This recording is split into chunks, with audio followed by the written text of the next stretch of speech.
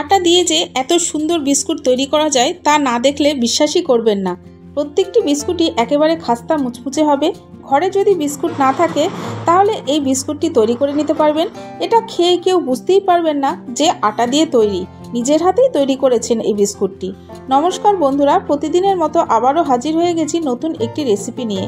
আজকে আমি গমের আটা দিয়ে মুচমুচে পুর ভরা বিস্কুটের রেসিপি শেয়ার করব।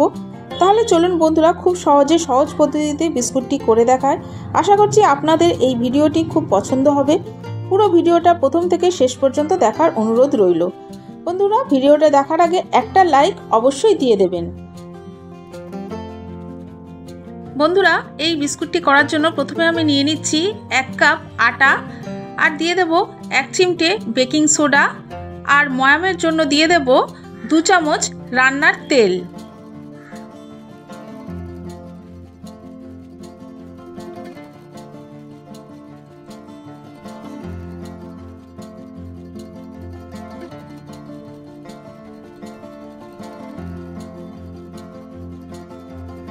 আটার সাথে তেলটাকে খুব ভালোভাবে মিশিয়ে নেব।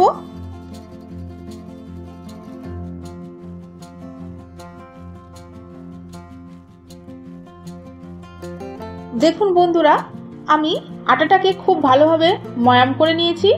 এবার এর মধ্যে অল্প অল্প করে জল দিয়ে একটা ডো তৈরি করে নেব। একেবারে বেশি জল দিতে যাবেন না, তাহলে ডোটা নরম হয়ে যাবে।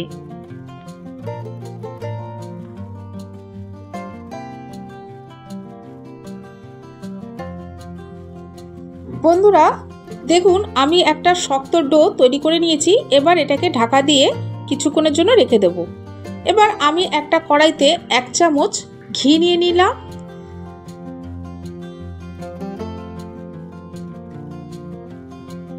ঘিটা গলে গেলে আমি এর মধ্যে 1/2 কাপ সুজি দিয়ে দিচ্ছি। সুজিটাকে অল্প নাড়াচাড়া করে ভেজে নিতে হবে। কালার চেঞ্জ হলেই এটাকে নামিয়ে নিতে হবে, বেশি কালার চেঞ্জ হতে দেওয়া যাবে না। আমি লো ফ্লেমে নাড়িয়ে নিচ্ছি।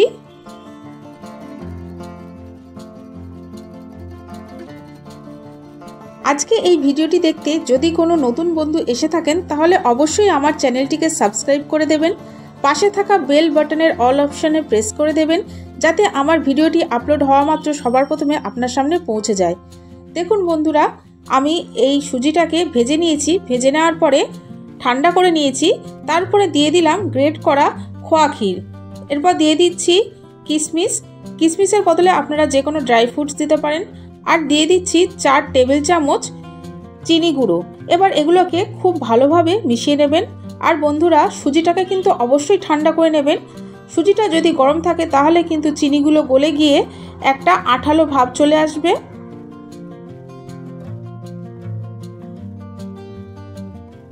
সুজির এই পুরটাকে সরিয়ে রেখে দিলাম। এবার আমি এই ডোটাকে দুটো ভাগে ভাগ করে নেব।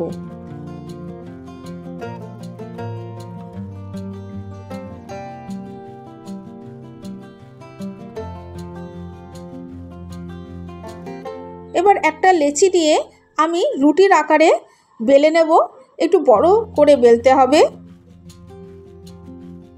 আমার প্রিয় বন্ধুরা, আমি আপনাদের জানাই আমার বুক ভরা ভালোবাসা, আন্তরিক শুভেচ্ছা, অভিনন্দন ও শ্রদ্ধা। কারণ আপনাদের ভালোবাসা ছাড়া আমি সামনের দিকে এগিয়ে যেতে পারবো না। প্লিজ আমাকে এগিয়ে যেতে সাহায্য করুন। রুটিটাকে আমি বড় করে বেলে নিয়েছি। এবার একটা কুকি কাটার নিয়ে আমি ছাপ দিয়ে নিচ্ছি। বন্ধুরা, ক্যামেরার লাইটের জন্য হয়তো ছাপটা ঠিকমতো বোঝা যাচ্ছে না।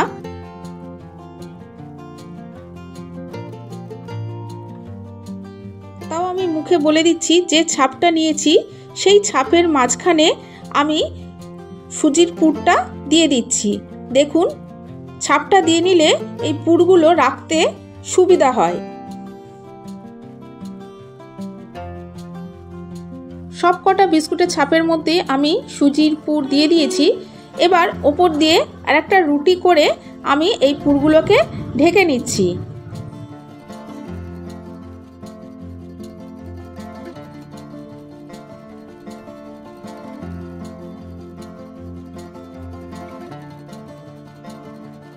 এবার যে জায়গাগুলো উঁচু হয়ে আছে তার চারপাশ দিয়ে আঙুল দিয়ে ভালো করে চেপে চেপে দিচ্ছি, যাতে পুরগুলো খুলে গিয়ে বেরিয়ে না আসে। আশা করি আপনারা দেখে বুঝতে পারছেন।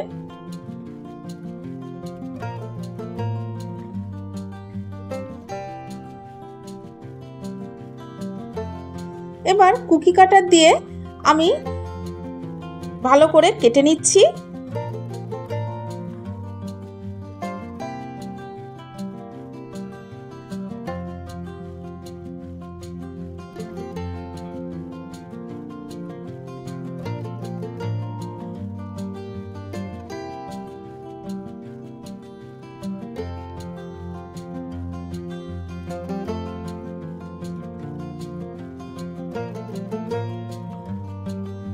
বিস্কুটের বাকি অংশগুলোকে আমি তুলে নিচ্ছি। এবার বন্ধুরা আমি একটা বিস্কুট তুলে নিলাম। এবার বিস্কুটের ধারগুলোকে আমি হাত দিয়ে খুব ভালো করে চেপে দিচ্ছি, যাতে তেলে ভাজার সময় পুরগুলো বেরিয়ে না যায়। এবার আমি একটা শোন দিয়ে এর ওপরে ডিজাইন করে দিচ্ছি।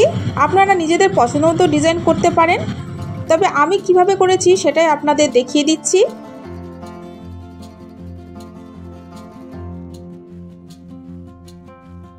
বন্ধুরা আমি আগেও অনেক ভিডিওতে বলেছি, আবারও বলছি, আমার বাড়িটা যেহেতু মেন রোডের ধারে, ওই জন্য সবসময় গাড়ির আওয়াজ, লোকজনের আওয়াজ হতেই থাকে। সেই জন্য আমার এই অনিচ্ছাকৃত ভুলের জন্য আপনারা আমাকে ক্ষমা করে দেবেন।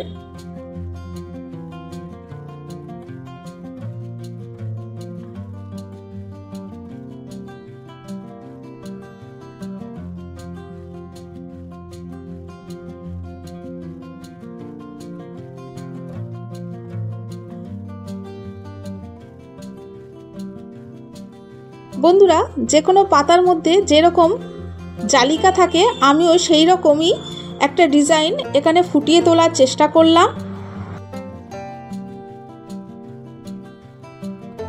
বন্ধুরা এই রেসিপিটা আপনাদের কেমন লাগলো কমেন্টস বক্সে কমেন্টস করে জানাতে ভুলবেন না।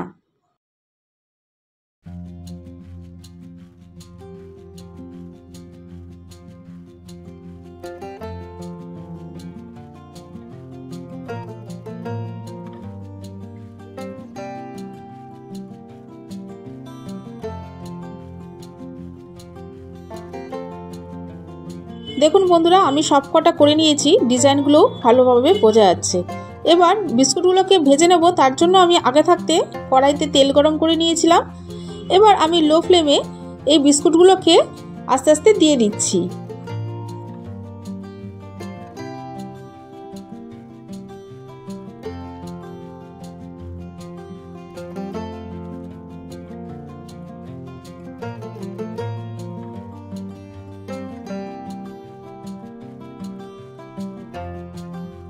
দেখুন বন্ধুরা বিস্কুটগুলো আস্তে আস্তে কি সুন্দর ফুলে যাচ্ছে, আর দেখতেও খুব সুন্দর লাগছে।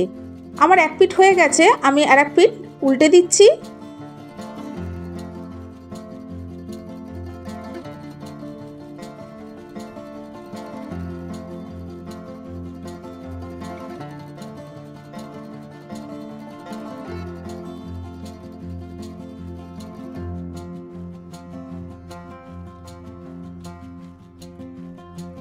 বন্ধুরা আমি লো ফ্লেমে বিস্কুটগুলোকে ভেজে নিয়েছি, এবার তেল থেকে তুলে নিচ্ছি। দেখলেন তো বন্ধুরা কত সহজে তৈরি হয়ে গেল পুর ভরা বিস্কুট। তাহলে বন্ধুরা আজ আসি, আবার দেখা হবে নেক্সট এপিসোডে নতুন কোনো রেসিপির সাথে। ততক্ষণ ভালো থাকবেন, সুস্থ থাকবেন।